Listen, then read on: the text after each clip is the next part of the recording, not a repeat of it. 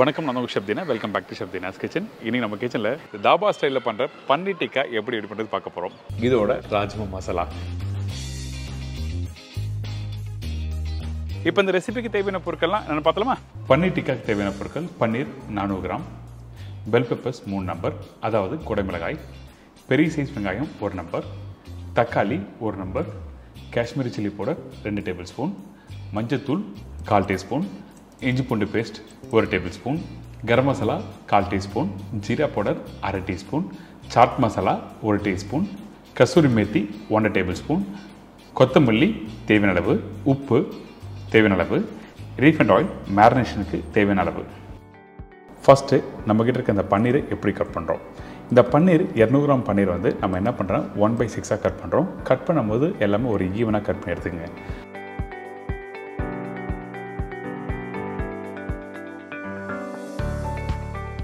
அதுக்கப்புறம் நம்மகிட்ட இருக்க இந்த பெல் பெப்பர்ஸ், இந்த குடமிளகாய் 3 கலர் உள்ளது தான் வந்து என்ன சொல்லுவாங்கன்னா பெல் பெப்பர் சொல்லுவாங்க. இந்த குடமிளகாய் உள்ளே கட் பண்ணி முடிச்ச பிறகு உள்ளே ஒயிட் கலர் ஸ்கின் இருக்கும். அந்த ஸ்கின்னை பீல் பண்ணி எடுத்துருங்க. அதுக்கப்புறம் எப்படி பன்னீர் கட் பண்ணியிருக்குமோ இந்த 3 கலர் குடமிளகாய் கட் பண்ணி எடுத்துரும்.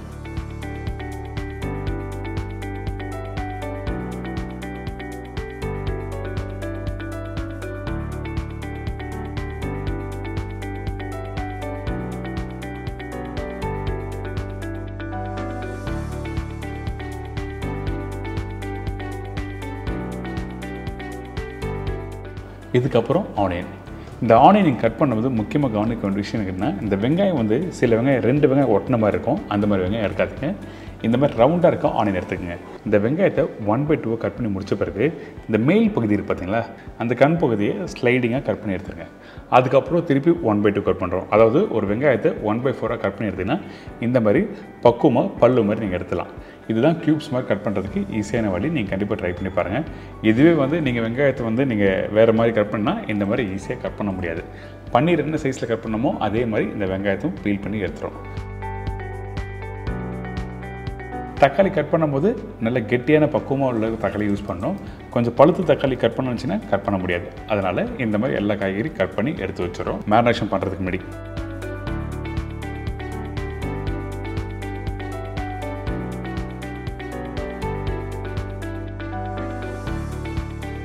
இந்த மேரினேஷன் பண்ணும்போது 2 விதமான ஆயில் யூஸ் பண்ணுவோம். ஒன்று வந்து மஸ்டர்ட் ஆயில். இதே நம்ம வீட்டில் வந்து மஸ்டர்ட் ஆயில் நிறைய பேர் யூஸ் பண்ண மாட்டாங்க. அதுக்கு பதில் நம்ம என்ன பண்ணுறோம், ரீஃபைண்ட் ஆயில் யூஸ் பண்ணுறோம். இதுக்கப்புறம் காஷ்மீர் சில்லி பவுடர். இந்த இடத்துல காஷ்மீர் சில்லி பவுடர் யூஸ் பண்ணால் தான் உங்களுக்கு கலர் நல்லா கொடுக்கும். இதுக்கப்புறம் மஞ்சத்தூள், நல்ல கெட்டியான தயிர். தயிர் யூஸ் பண்ணும்போது ஃப்ரெஷ் தயிர் யூஸ் பண்ணுங்கள். அதே டைமில் தண்ணியாக இருக்கக்கூடாது, நல்லா கெட்டியாக இருக்கணும்.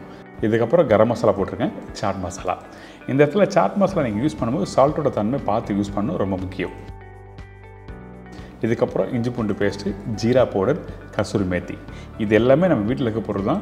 சில பேர் வீட்டில் வேணால் கஸ்தூரி மேத்தி இல்லாமல் இருக்கலாம். இந்த கஸ்தூரி மேத்தி வந்து இன்றைக்கி சூப்பர் மார்க்கெட்டாக இருக்கட்டும், இல்லை மல்லிகை கடையாக இருக்கட்டும், எல்லா கடையிலும் கிடைக்கும். இந்த கஸ்தூரி மேத்தி நீங்கள் யூஸ் பண்ணும்போது கையில் க்ரஷ் பண்ணி யூஸ் பண்ணுங்கள்.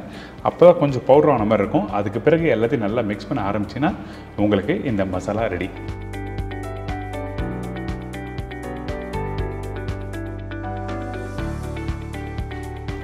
இந்த மாதிரி மசாலாவை நல்லா மிக்ஸ் பண்ணி எடுத்துருங்க. சில பேர் என்ன பண்ணுறேன்னா இந்த இடத்துல கடலை மாவு, அரிசி மாவுலாம் யூஸ் பண்ணுறாங்க. அப்படி யூஸ் பண்ணவே கூடாது, சரிங்களா? இதுக்கப்புறம் கட் பண்ணி வச்சுருக்க இந்த பன்னீர், வெங்காயம், குடமிளகாய் இது எல்லாத்தையும் போட்டு நல்லா மிக்ஸ் பண்ண ஆரம்பிக்கிறோம். இந்த இடத்துல தக்காளி கட் பண்ணி வச்சுருக்கோம். அந்த தக்காளி இப்போ போட்டு மிக்ஸ் பண்ணக்கூடாது. அப்படி தக்காளி போட்டு நீங்கள் மிக்ஸ் பண்ணால் தக்காளி வந்து மேஷ் ஆகிறதுக்கு வாய்ப்பு இருக்கும். அதுலேயும் தண்ணி விட ஆரம்பிச்சிடும்.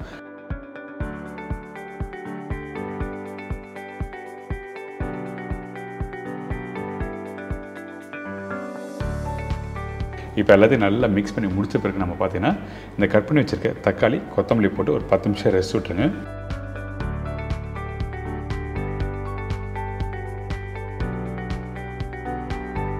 அதுக்கு பிறகு இந்த மாதிரி சாத்தே ஸ்டிக் இருக்கும்.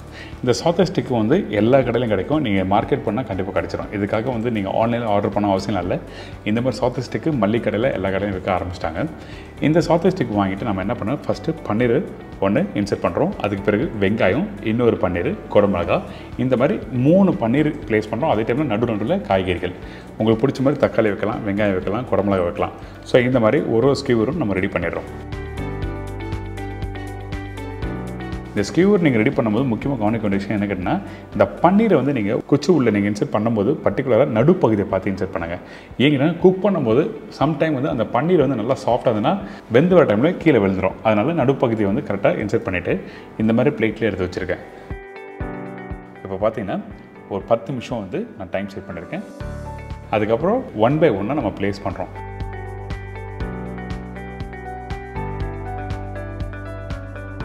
ப்ளேஸ் பண்ணிட்டு திருப்பியும் டைமிங் செட் பண்ணுறோம். இந்த டைமிங் பார்த்தீங்கன்னா ஒரு 15லேருந்து 20 நிமிஷம் கரெக்டாக டைம் செட் பண்ணுறோம். கொஞ்சம் லைட்டாக ட்ரை ஆகிற மாதிரி இருக்கும். ஸோ இந்த மாதிரி ரெடி ஆகிடுச்சுன்னா நீங்கள் அதுக்கப்புறம் ஆஃப் பண்ணிட்டு எடுத்தீங்கன்னா பன்னீர் டிக்கா ரெடி.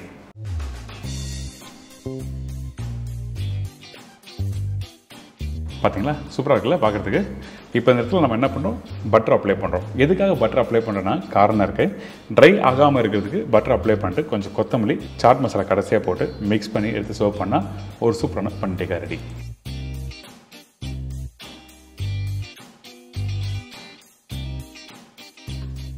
இதை தொடர்ந்து ராஜ்மா மசாலா. ராஜ்மா 200 கிராம், வெங்காயம் 2 நம்பர், தக்காளி 4 நம்பர், பச்சை மிளகாய் 2 நம்பர், இஞ்சி பூண்டு பேஸ்ட் 1 டேபிள் ஸ்பூன், முழு கரம் மசாலா தேவையான அளவு, மஞ்சத்தூள் சிறிதளவு, சில்லி பவுடர் 3/4 டேபிள் ஸ்பூன், தனியா powder 1 table spoon, cooking cream 2 table spoon, butter 1 tablespoon, கொத்தமல்லி தேவையான அளவு, எண்ணெய் சமைக்கிறதுக்கு தேவையான அளவு, உப்பு தேவையான அளவு. இதாங்க இந்த ரெசிபிக்கு தேவையான பொருட்கள். இந்த ராஜ்மா மசாலா பண்ணுறதுக்கு ஃபஸ்ட்டு நம்ம என்ன பண்ணுறோன்னா இந்த ராஜ்மாவை நல்லா தண்ணியில் ஊற வைக்கணும். குறைஞ்சபட்சம் ஒரு 6லேருந்து 7 மணி நேரம் நல்லா ஊறினா தான் வேகிறதுக்கு ஈஸியாக இருக்கும். அது மட்டும் இல்லைங்க, இந்த ராஜ்மா ப்ராப்பராக வேகாமல் இந்த மாதிரி ராஜ்மா மசாலா பண்ணினா உங்களுக்கு கரெக்டான டெக்ஸ்சர் கொடுக்காது. அதுக்காக நம்ம என்ன பண்ணுறோம், நல்லா ஊற வச்ச பிறகு எடுத்து பார்த்தீங்கன்னா இந்த மாதிரி சாஃப்டாக இருக்கும். அதாவது அந்த ஊறின ராஜ்மாவை லைட்டாக ப்ரெஸ் பண்ணால் 1/2 வரும். ஊறாத ராஜ்மாவை உடைக்க முடியாது. சரிங்களா, இப்போ நல்லா ஊறி இருக்குது. இதுக்கு பிறகு நம்ம என்ன பண்ணுறோம், இதை அப்படியே குக்கரில் போடுறோம்.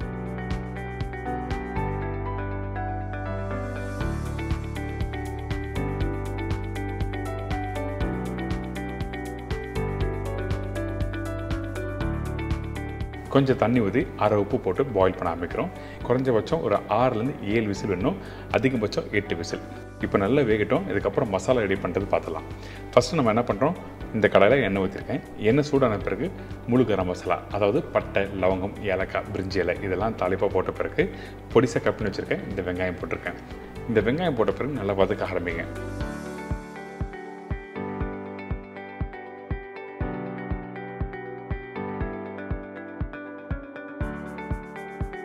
காரத்துக்கு பச்சை மிளகா 2லேருந்து 3 பச்சை மிளகா போடலாம், கரெக்டாக இருக்கும். இதுக்கப்புறம் இந்த வெங்காயம் வதங்குற பக்கம் என்ன கேட்டோன்னா நல்ல வெங்காயம் கோல்டன் ப்ரௌன் கலர் வரணும். இந்த மாதிரி ரெசிபிக்கு வெங்காயம் நல்லா வதங்கினா தான் அந்த கிரேவி டெக்ஸ்சர் அதிகமாக கொடுக்கும். அதே டைமில் அந்த வெங்காயத்தோட இனிப்பு தன்மையும் கொடுக்காது.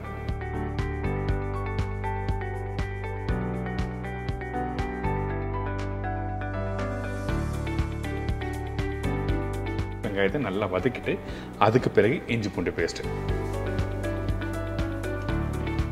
இப்போ இந்த இஞ்சி பூண்டு பேஸ்ட் போட்ட பிறகு நல்லா மிக்ஸ் பண்ணுறோம்.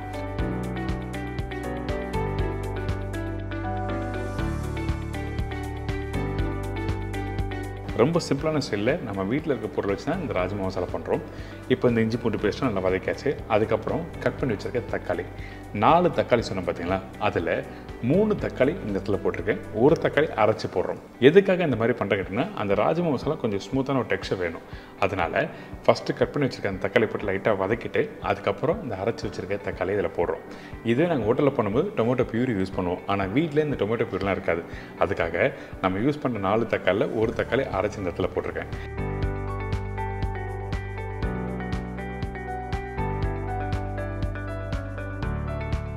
வதக்கி முடிச்ச பிறகு கொஞ்சம் மஞ்சத்தூள்,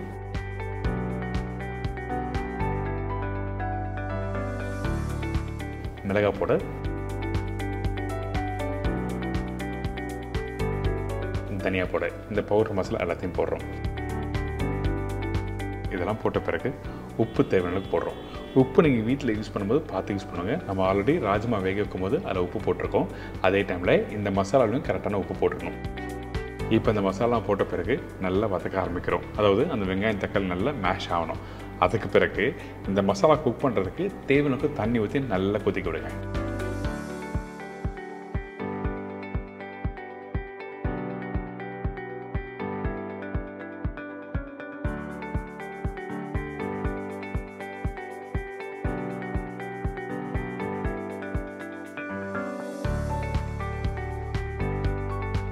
பார்த்தீங்களா, இந்த ராஜ்மா மசாலா நல்லா குக் பண்ணி முடிச்ச பிறகு இந்த மசாலா நல்லா கெட்டியான டெக்ஸ்டர் வந்திருக்கும்.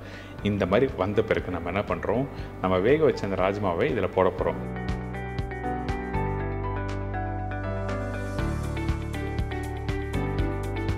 ராஜ்மா ரெடி ஆகிடுச்சு. இப்போ ஓப்பன் பண்ணி பார்த்துடலாம். முழுசாக தான் இருக்கும். கையில் எடுத்திங்கன்னா நல்லா சாஃப்டாக மேஷ் ஆகும். அந்த அளவுக்கு நல்லா கரெக்டாக இருக்கணும். நீங்கள் வீட்டில் வேணால் இப்படி ட்ரை பண்ணி பார்க்கலாம். ஒரு ராஜ்மாவை எடுத்து நீங்கள் செவுத்தில் போட்டுனா ஒட்டணும். அந்த அளவுக்கு நீங்கள் நல்லா சாஃப்டாக வேக வச்சு எடுத்தால் தான் அந்த மசாலாவோட டெக்ஸ்டர் சேர்த்து சாப்பிடும்போது நல்லாயிருக்கும். இதுக்கப்புறம் இந்த ராஜ்மாவை அப்படியே இந்த மசாலா போட்டு நல்லா மிக்ஸ் பண்ணுங்கள். இந்த இடத்துல தண்ணி தேவைப்பட்டால் அந்த ராஜ்மா வாட்டரை வந்து இதில் யூஸ் பண்ணிக்கிறோம். எடுத்த உடனே ராஜ்மா மசாலாவோட தண்ணி வந்து அதிகமாக நீங்கள் போட்டு குக் பண்ணும்போது உங்களுக்கு டெக்ஸ்டர் கொடுக்காது. அதனால் குக் பண்ண கொஞ்சம் கெட்டியாக ஆரம்பிக்கும். அதுக்கு பிறகு தேவையான அளவுக்கு நீங்கள் அந்த ராஜ்மா வாட்டரை யூஸ் பண்ணி நீங்கள் குக் பண்ணிக்கலாம்.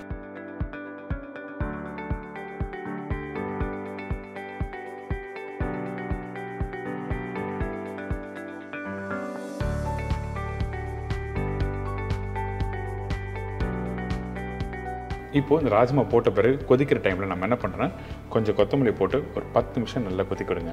அதுக்கு பிறகு பார்த்தீங்கன்னா கொஞ்சம் கெட்டியான ஒரு டெக்ஸ்டர் வரும்.